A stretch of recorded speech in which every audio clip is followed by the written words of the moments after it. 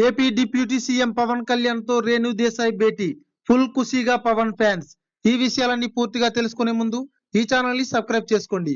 ఈ వీడియోని అయితే పూర్తిగా చూడండి, అప్పుడే మీకు కంప్లీట్ గా ఇన్ఫర్మేషన్ అనేది తెలుస్తుంది. పవన్ కళ్యాణ్ తో విడిపోయిన తర్వాత రేణు దేశాయ్ తన ఇద్దరు పిల్లలతో పుణేలో సెటిల్ అయ్యారు.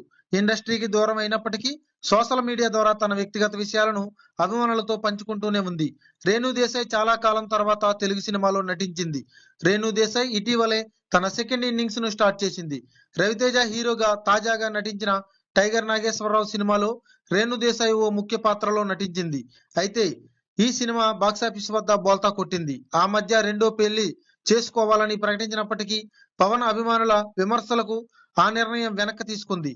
ఈ సమయంలో ఆమె పవన్ కళ్యాణ్ నుంచి తీవ్ర ట్రోలింగ్ కూడా ఎదురైంది. పవన్ అభిమానులను అదే రీతిలో ఆమె కౌంటర్ ఇచ్చేవారు. ఇదిలా ఉంటే రేణు దేశాయ్ తన మాజీ భర్త పవన్ కళ్యాణ్ తో భేటీ కానున్నారని తెలుస్తోంది.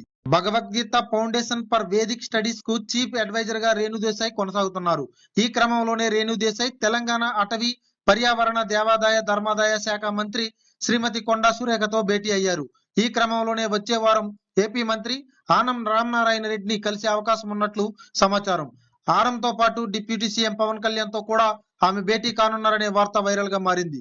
ప్రస్తుతం ఉన్న బిజీ లైఫ్ లో పిల్లలకు ఆధ్యాత్మిక చాలా అవసరమని, దీని గురించి వివరించి యూనివర్సిటీ ఏర్పాటుకు మంత్రులతో రేణు దేశాయ్ చర్చించనున్నారు.